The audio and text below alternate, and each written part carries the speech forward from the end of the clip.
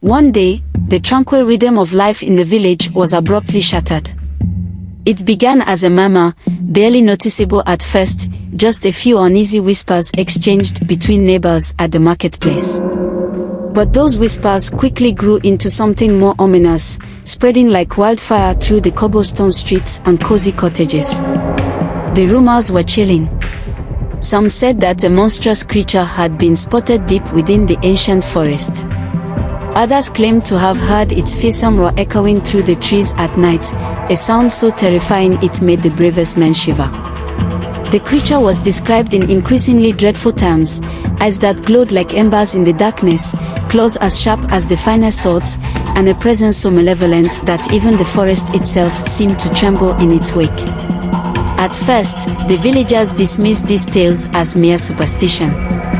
But as more and more people claimed to have seen or heard the creature, skepticism gave way to fear.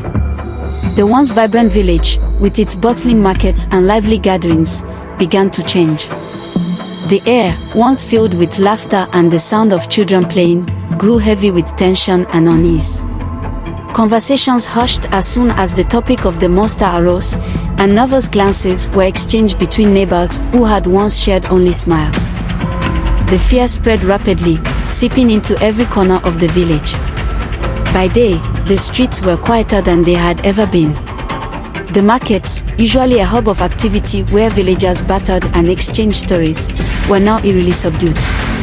Merchants hurried through their transactions, eager to return to the safety of their homes before nightfall. Children, once free to roam and play, were now kept indoors by anxious parents who feared what might be lurking in the shadows.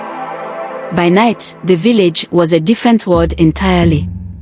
Doors and windows were bolted shut, and the streets were deserted. The lively taverns where villagers once gathered to share stories and songs now sat empty, their hearts cold and dark.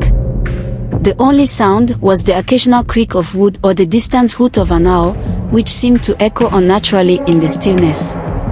It was as if the village itself was holding its breath, waiting for something dreadful to happen.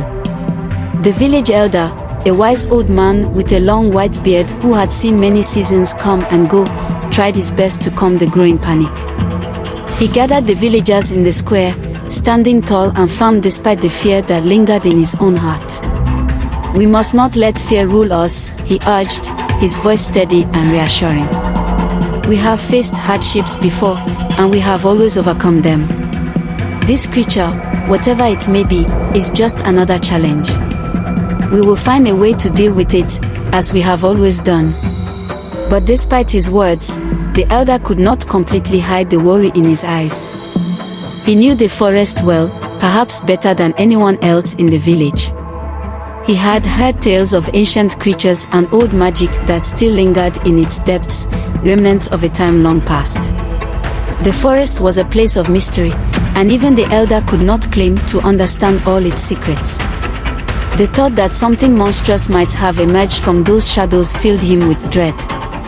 Liam, however, was not like the other villagers. As the fear grew, so did his determination. He watched as the village he loved was consumed by terror, and it stirred something deep within him. He could not bear to see his home, once filled with joy and life, now gripped by such overwhelming fear. The monster, whatever it was, had to be confronted. Someone had to stand up to it, and Liam knew in his heart that he was that someone. Liam's parents were horrified when he first spoke of confronting the creature. His mother, usually so proud of his courage, now looked at him with tear-filled eyes, her hands trembling as she reached out to hold his. "Liam, please," she pleaded, her voice breaking with emotion. "This is too dangerous. We don't even know what this creature is, let alone how to fight it. You're just a boy." But Liam was resolute. He looked at his mother, then at his father, who stood silently beside her, his expression torn between pride and fear. "I can't just stand by and do nothing," Liam said, his voice firm. "This is our home. If we let fear control us, we lose everything. I have to try. I have to protect our village." His father, though fearful for his son's safety, understood Liam's resolve. He saw the fire in Liam's eyes, the same fire that had driven him on so many smaller adventures before. "If you're going to do this, Liam, then you must be prepared," his father said, his voice steady despite the turmoil in his heart. "You need to be smart and careful. This isn't like your other adventures. This is something far more dangerous." Liam nodded, appreciating his father's words. He knew the risks, but he also knew that he couldn't back down now. The fear that had taken hold of the village only fueled his determination. He spent the next few days preparing for his journey, gathering supplies and honing the skills he had learned from his previous explorations of the forest edge. The other villagers, when they heard of Liam's plan, were shocked. Many tried to dissuade him, telling him that it was foolish to go into the forest alone, especially with a monster lurking within. But there were also those who admired his bravery, though they feared for his safety.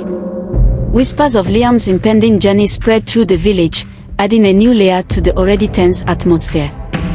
The village elder, upon hearing of Liam's intentions, called him to his side. They met in the small hut that served as the elder's home, a place filled with the scent of herbs and the warmth of a crackling fire. The elder looked at Liam with a mixture of concern and respect.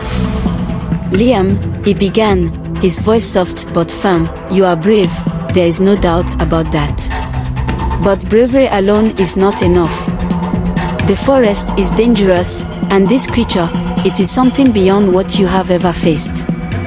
"I know," Liam replied, meeting the elder's gaze. "But I have to try. I can't let fear win." The elder sighed, seeing the determination in Liam's eyes. He knew there was no stopping him. "Very well," he said, reaching into a chest and pulling out a small, ancient-looking talisman. "Take this with you. It is a charm of protection, passed down through generations. It may not defeat the monster, but it will offer you some protection. And remember, Liam, courage is important, but wisdom is just as crucial. Do not let your bravery blind you to the dangers ahead." Liam took the talisman, feeling its weight in his hand, and nodded. "Thank you," he said, his voice filled with gratitude. "I'll be careful." And so, with the village gripped by fear and his parents' hearts heavy with worry, Liam prepared to face the unknown. His resolve was unshakable, his heart filled with the determination to protect the place he called home. As he stood at the edge of the forest, the village behind him and the dark, mysterious woods ahead, he knew that his journey was just beginning. The forest seemed to loom even larger than before, its secrets waiting to be uncovered, its dangers lurking in the shadows. But Liam was not afraid. He was ready.